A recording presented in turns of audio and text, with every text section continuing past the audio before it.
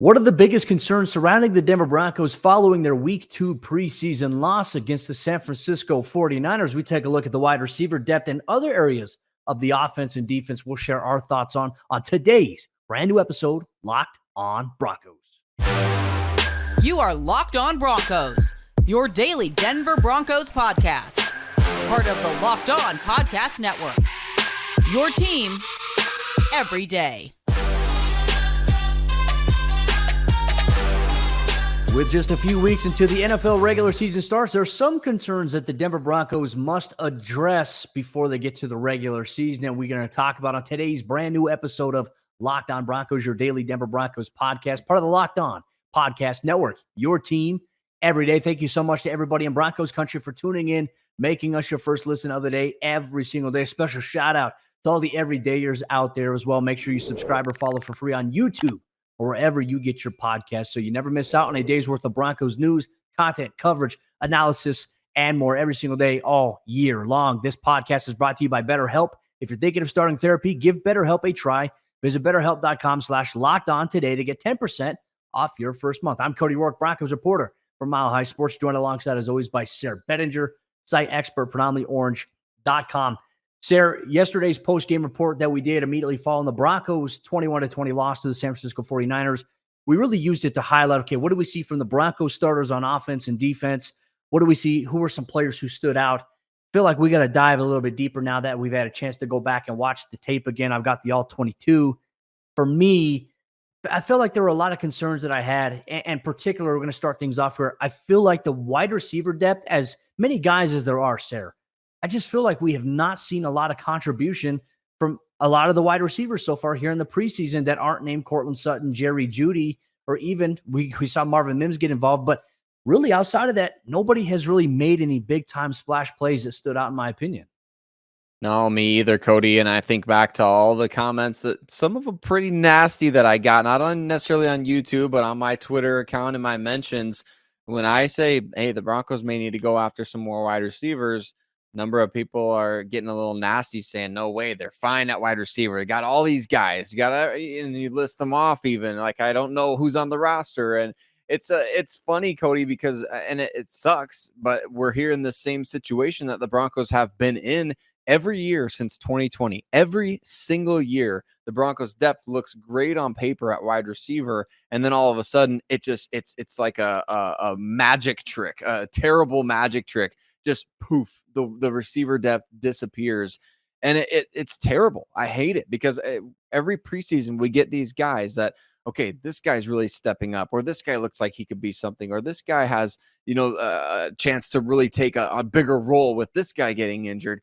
And then all of a sudden it just snowballs down until you're at the bare bones at the position. Thank goodness the Broncos didn't trade Courtland Sutton or Jerry Jeudy, right? I mean, thank goodness that did not happen, because if they were in that position right now, I mean, it would be an emergency status. But Cody, with Jalen Virgil going down with an injury against the San Francisco 49ers, a torn meniscus, thank goodness the ACL is intact there. But look, like, this is a big deal. Like, he was pushing for legitimate playing time, not only on offense, but on special teams. Now you got to like reset and reshuffle the deck again. I'm very much in agreement with you, Cody, that the wide receiver position is a concern at this point. And here's the thing too, right? You mentioned the guys that are there, but I feel like, the addition of Marquez Callaway, that was one addition that for me personally, I was like, okay, hey, I like this move. This is a very under the radar move. We haven't really seen him involved much here in the preseason. I'm not even targeted. He only had one target against the 49ers. Lil Jordan Humphrey saw more targets than Marquez Callaway. And even then, like Lil Jordan, he had a great catch. I think it was a 16-yarder. Stidham thread the needle to him. But then he had one where he caught it, kind of bobbled it there. The contributions that we are seeing from some of these other guys behind the expected guys like Jalen Virgil, who you mentioned, I mean, terrific training camp. We're not seeing him make plays. Like, even in the receiving game, Kendall Hinton looked like he struggled in Saturday's game. Now, I will say he did have a really good block that set up Jaleel McLaughlin for a touchdown. He also, I think, had a really good block that set up Tony Jones Jr. But what we need to see in this offense, especially if it's going to be with Russell Wilson, right? We're not talking about Jarrett Stidham or Ben DiNucci. We're talking about, like, if these guys are in a game and with the starters at some point, if they're asked to be in a role, We know Kendall Hinton can step up. Maybe that has part of it, part of something to do with is like who he's playing with. But with Russ's refound mobility, you're going to see a lot more scrambling. You're going to see a lot more moving, extending plays, a lot more scramble drill opportunities here. And I feel like looking at this game, I mean, Jalen Virgil had the most yards from scrimmage in terms of the receiving game outside of the 49ers receiver who ended up going off. I mean, we're talking about the longest play from scrimmage, 50 yards there.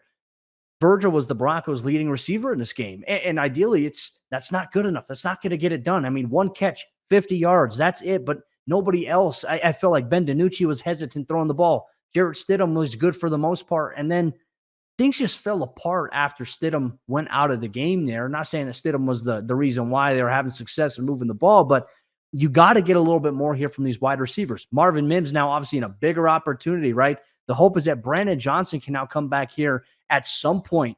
Not sure if that's going to impact his roster status, not kind of how similar it was to him last year.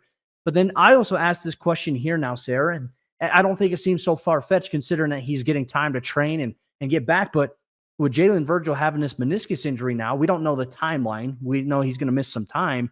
Does this open the door for KJ Hamler to return? I mean, this is something that even Sean Payton and them said is in the cards. He's in the cards to come back here for the Broncos at some point in several weeks.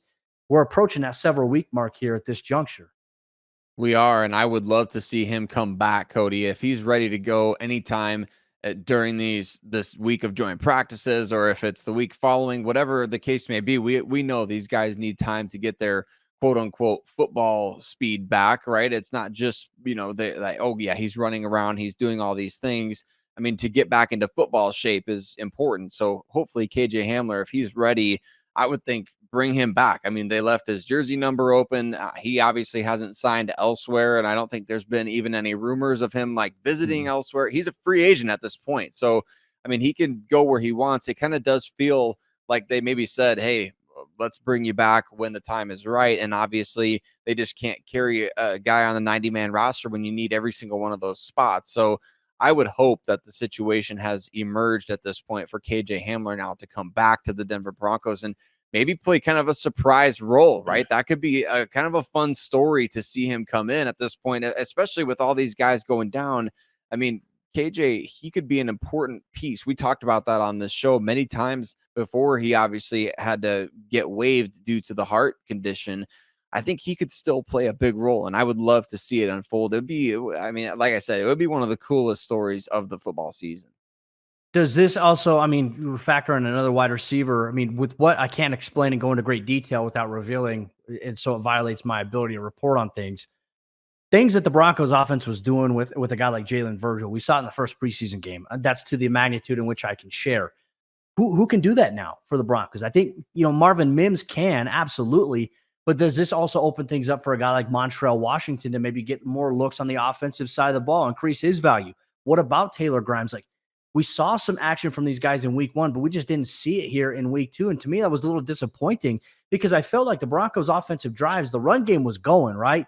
But Ben DiNucci kind of fell apart in the passing game. He missed some guys, missed Albert Okwuegbunam on one play, missed little Jordan Humphrey wide open on one play on fourth down. And I just thought to myself, like, this has impacted the flow of the game. And obviously the preseason win-loss, we don't necessarily care about that. But from my evaluation in terms of looking at this roster, you need wide receivers to make plays. And so far, some of these guys on the back end of the depth chart at wide receiver, they haven't been making plays in games. Part of that's maybe not their fault. Maybe it's circumstance. Maybe it's also quarterback play, but remains to be seen. Broncos Country, we are eager for your thoughts, though, on this subject. Let us know what you think the Broncos should do at wide receiver with Jalen Virgil's injury, with Brandon Johnson recovering. What is your outlook on the position? Should they go pursue a veteran? Let us know if you're listening wherever you get your podcasts, or let us know in the YouTube comments if you're watching us as well. But our conversation is going to continue about some concerns that we have with various parts of the Broncos offense, including starters, some depth pieces as well. You're going to get that on today's episode, Locked On Broncos. This show is sponsored by BetterHelp, and sometimes in life we're faced with tough choices, and the path forward isn't always clear. Whether you're dealing with decisions around your career, relationships, or anything else, therapy helps you stay connected to what you really want while you navigate life so that you can move forward with confidence and excitement. Trusting yourself to make decisions that align with your values is like anything. The more you practice it, the easier it gets. I've loved the times I've used BetterHelp in the past where it was easy for me to match with a therapist that I vibed well with. I got to create a therapy schedule around what works best for me and my schedule, and it's super convenient. I could do it from the comfort of my own living room if I wanted to. That's what I like about BetterHelp. If you're thinking of starting therapy, give BetterHelp a try. It's entirely online, designed to be convenient, flexible, and suited to your schedule. Just fill out a brief questionnaire to get matched with a licensed therapist and switch therapists anytime for no additional charge. Let therapy be your map with BetterHelp. Visit BetterHelp.com/LockedOn today to get 10% off your first month. That's BetterHelp, HELP.com/LockedOn. We've got some more concerns with the Denver Broncos offense. What about that pass protection and the quarterback play behind Russell Wilson? Should we be a little worried about that? We're going to talk about that and more coming up on this episode, Locked On Broncos. But before we do, got to give a huge shout out and mile high salute to every single one of you that makes Locked On Broncos your first listen of the day every single day. And for you everydayers out there, Cody and I appreciate you so much. If you're listening for the first time, we're so glad that you joined the party here at Locked On Broncos. We bring you I think, Cody, it's the best Broncos coverage every single day on the show. We cover every angle of the roster, and we're going to be covering every roster move that's upcoming here. So as the Broncos approach the end of the preseason here, you're not going to want to miss an episode as we talk about guys that are pushing for roster spots, guys that are making their way up the depth chart. Maybe like we talked about in segment 1, maybe some guys that are not making the best case for the depth chart. You can find that anywhere and everywhere that you listen to podcasts, Locked On Broncos, as well as for all of those of you that watch us on YouTube and that helped us cross that 10,000 subscriber mark. And we're so appreciative of you just being part of the community, commenting, liking, sharing the videos, sharing the stuff on Twitter, engaging with Cody and I on Twitter. We can't do this show without you. We wouldn't want to do it without you. We absolutely love it. So thank you all for being part of the show and let us know. Do you have concerns about the offense? Do you have concerns about the Broncos defense at this point? Cody, I saw a lot of mixed reactions after the game from a variety of different fans. Of course, during the game, majority of fans are going to be online watching, and they're going to be tweeting along. They're going to be getting, at you and I. I think one of the biggest concerns people are throwing at me is that besides the fact that they say Russell Wilson still stinks, which I don't understand because we saw him play well again for, whatever. We're not talking about that. Pass protection is one of the number one things that I think people say to me as a concern.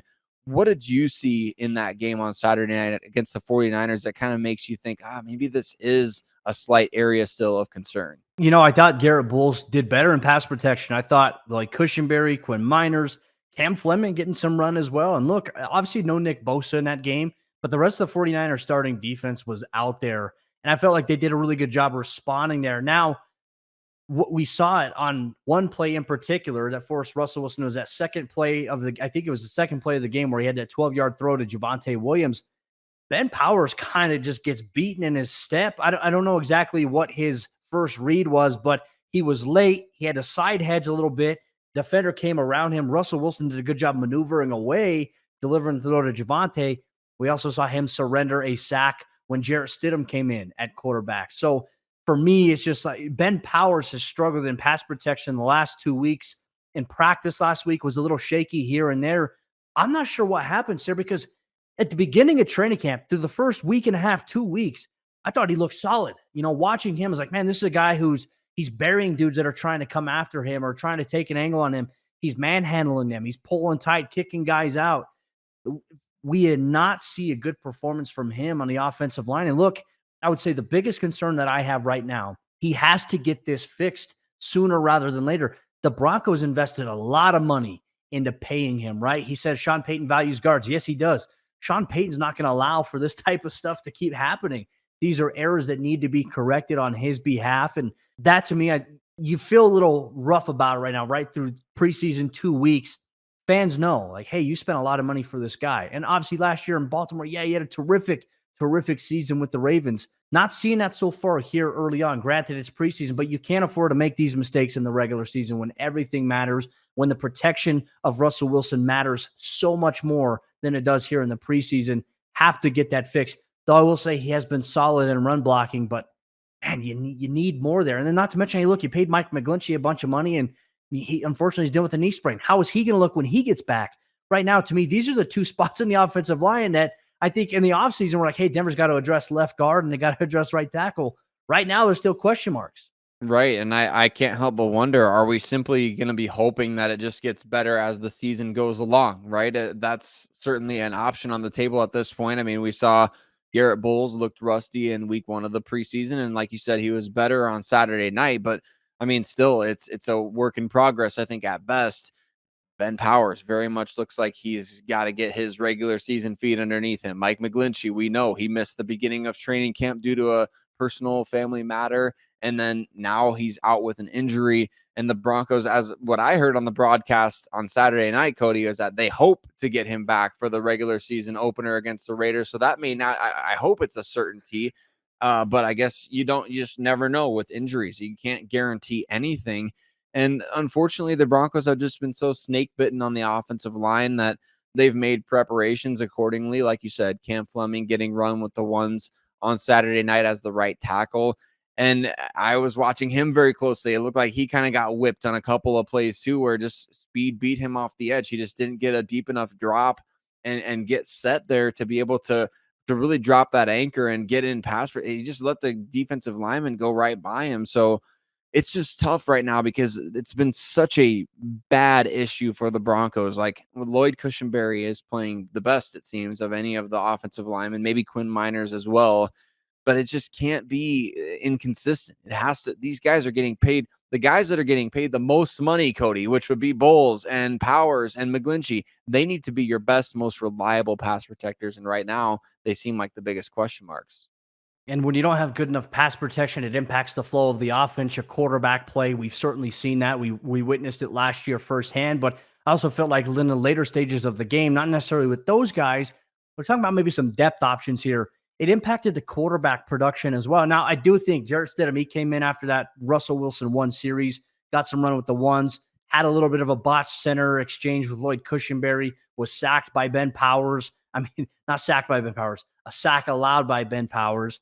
And from that point forward, it's just like DiNucci, when he came in late in the game, just didn't have any rhythm or flow either. He was pressured or he was forced to roll out to one side to throw, and it was uncomfortable for him. And while Stidham played better, do we feel like through 2 weeks of preseason play, do we feel like right now the Broncos actually have a good enough option behind Russell Wilson if something were to happen?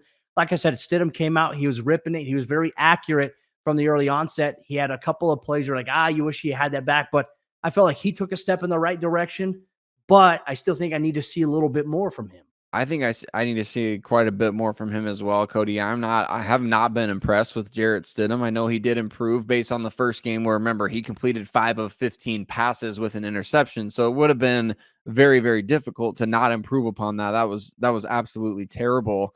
And of course, every incompletion, every interception has a story, but man, he went out there against the 49ers and nearly threw 2 more picks, right? So it was a very questionable outing for him, in my opinion. He had one of his completions was the quick swing out to Jerry Jeudy. I think that was off target, or I mean, it was just he's not looking sharp. He doesn't look like he's comprehending the offense very well, or that he's executing it with confidence, I guess I should say.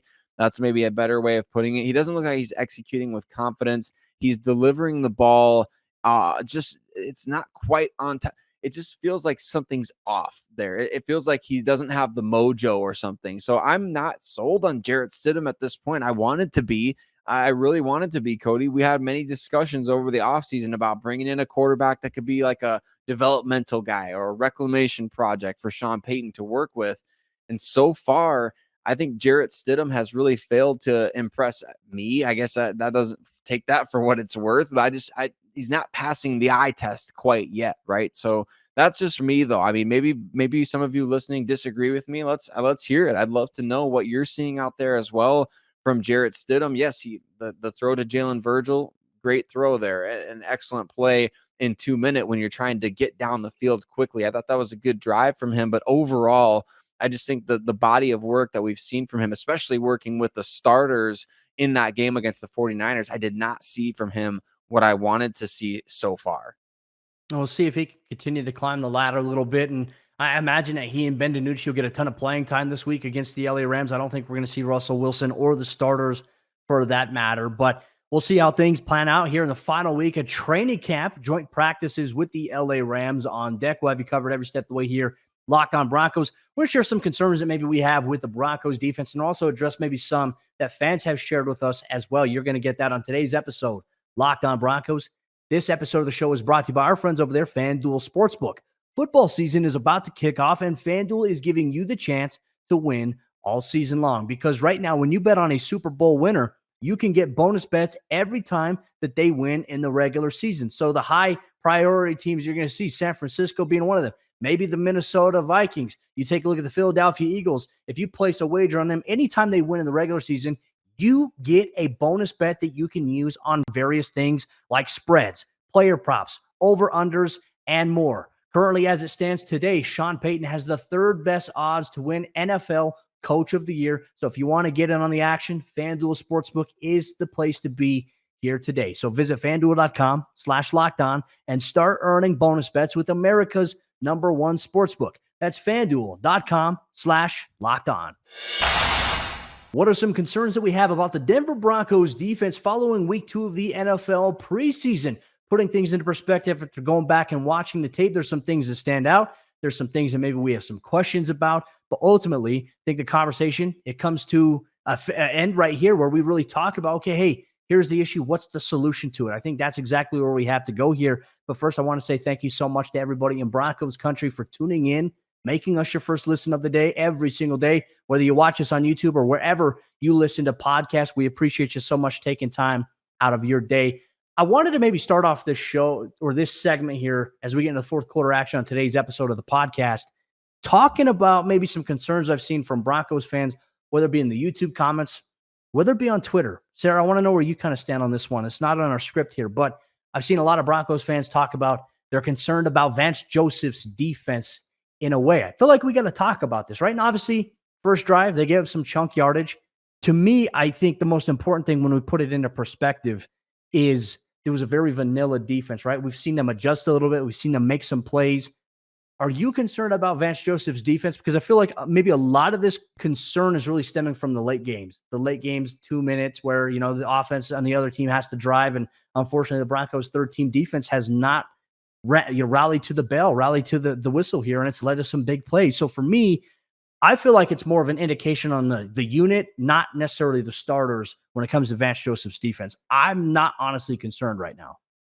No, Cody. I think I'm reading it the same way as you are right now. It just seems like people are blaming Vance Joseph and the third string defense for all the frustrations of the last 7 years with the team. And I get it. Like, everybody wants to see every unit dominate every time the Broncos go out there and step on the field. Like they're, you know, the Alabama Crimson Tide or something. You put on that uniform, all of a sudden you better be dominant out there. That's just not the way that it works in the NFL. Like, third string guys are third string guys for a reason. This isn't Alabama where everybody's a 5-star. It's different in the NFL. And these guys, it could go either way at the end of a game. It could just as easily have been the Broncos offense with the ball going. I mean, whoever has the ball last kind of deal, right? So yeah, they could step up and make plays, but how many of those guys are going to even be on the team? And if you want to blame it as a mindset type of thing, I think that's just incorrect. You know, you're going to have such a different flow and feel to games when you have Justin Simmons out there, when you have Pat Surtain out there playing Alex Singleton, Josie Jewell, like your guys that play smart and fast, who are veterans, who know the game inside and out. It's just not it's not a viable argument to me to say, like, hey, this is the same old. What we're getting from the Broncos, they can't close out games. I think that's a super hot take, Cody. I don't really call many things hot takes. I feel like that's a super hot take. But I understand where people are coming from with the worry of Vance Joseph's defense from the vantage point of when the starters are out there, you can't be giving up these long drives and just hope to give up 3 every single time, right? I mean, you need your offense to get the ball. You need to make sure you can get out the field. But at the same time, Kyle Shanahan, the 49ers, his playmakers, those guys are really great on the script. So you're working in a preseason where these guys have scripted plays, and your defense, like you said, very, very vanilla. So you're going out there, you're simply trying to just go execute, make plays. You're not necessarily throwing the kitchen sink at Kyle Shanahan and Brock Purdy. Those guys are running a script. You're doing your vanilla defense. To me, that's kind of where this discrepancy comes of like, okay, it's best on best, but even then, no George Kittle, no Christian McCaffrey for the 49ers, and for the Broncos, no Justin Simmons. So I mean, it is what it is, but I don't think it's any reason to think that, wow, Vance Joseph's defense, this, I'm not worried at this point. Well, let's talk about maybe another area, right? How do you feel about maybe the defensive line here? I would say on kind of to the point, because it goes in with the conversation we're going to have with like the third string guys, maybe practice squad guys. To me, really aside of guys like Elijah Garcia and Matt Henningsen, I think these are the two guys outside of the normal starters that we're going to see that have really just been consistent, have made plays here. The other guys behind him, like I was expecting to see a little bit more out of Jordan Jackson in this last game. Didn't really see that on the all 22. And granted, there were a lot of stuff going, I mean, a lot of different things going on. I mean, the Broncos punting it as quickly as they did in certain situations late in that game. It's just a little bit more of the same from last year. But it's these third string guys. You want to see more out of Haggai, Chisholm, and Debussy. Your NFL international pathway player. You want to see that. There's some things in his game I feel like he can definitely work on, but man, he's got good size. Realistically speaking, though, I am a little worried about the defensive line depth, especially if Mike Purcell's not ready to come back yet. And, DJ Jones luckily cleared concussion protocol. That's great there. But you have him, Jonathan Harris, Tyler Lancaster, I think is solid. And then you have Elijah Garcia and Matt Henningsen. Outside of that, I feel like those are the only guys I could say are guaranteed, in my opinion, to be roster locks. The rest is questionable right now. And that kind of concerns me in the event an injury happens to any key player. Yeah, I kind of wonder if the Broncos are going to be looking for, different guys that hit the waiver wire, maybe some guys who become trade candidates of late round pick swap of variety, or maybe they surprise us and go after somebody with a higher draft pick. Who knows? We'll see. But I think the defensive line is obviously an area where the team has invested quite a bit in Zach Allen and DJ Jones, and guys need to step up behind them. Like, when is Mike Purcell coming back? How much of a factor is he going to be? How long is it going to take him to become a factor again after not practicing and playing? So there's too many question marks. I'm with you on this one, Cody. There's too many question marks here for me, even after what we've seen from Elijah Garcia. Like the 2 sacks in preseason week 1, very nice. And the interception in preseason week 2, very nice. And like Sean Payton has said, those plays can kind of make decisions easy at times. But is it enough? Like, are the splashes on the defensive line enough? Or do you need to see much more consistency there? Because we have seen Elijah Garcia, the Denver Broncos defense, when he's out there on the field, that the later portion of the games, they've been the ones that have been giving up bigger chunks. They've been the ones that have been allowing the quarterbacks to work from relatively clean pockets. So I don't know where I land. And I'm not blaming Elijah Garcia for that. I'm not trying to blame Jordan Jackson or any of those other guys. I'm just saying, I think that there's maybe something there to do the Broncos look outside for upgrades. And I think that's going to be a possibility. Everything that Sean Payton has said gives me the indication that, hey, if there are deficiencies with depth on this current roster, he's going to look outside of the building. And I think that when you talk about, okay, hey, after next week, after next Saturday, roster cuts are going to go from 90 to 53. That's a drastic cut. I mean, Sayre, it's different, right? Because remember, even like when you're going from, 75 to 53, that's quite a bit. Now you're going from 90 all the way to 53 in one day. And so they're going to monitor the waiver wires. They're going to monitor which other teams cut certain players. They have a whole database of guys that they have their eye on, like players to watch for, hey, if this guy hits it, we may put a claim in on this guy. I think that there's going to be a large turnover of guys who are not in the building for Broncos training camp that are going to come through on the practice squad after roster cuts initially happen. I think we'll see some familiar names that have been in camp for Denver, but I think there's going to be a pretty big influx of guys that were not in Denver's roster or camp specifically that we will see. And hey, this is a great opportunity this week. You're in joint training camp practices with the LA Rams. See if they have any guys there, especially with the ties that Marcus Dixon has to the organization. Are there any players there that maybe Marcus Dixon has his eyes on as well? I mean, everything right now is in the mix here for the Broncos, but these are some of the concerns that we had following week 2 of the NFL preseason. Just a couple weeks left until the start of the NFL regular season, where the Broncos will be taking on the Las Vegas Raiders, where everything that they do will matter. Big week ahead, joint training camp practices. Stay tuned here, Locked On Broncos, as we recap all the week's festivities here on the Locked On Podcast Network. Broncos Country, we'll see you then.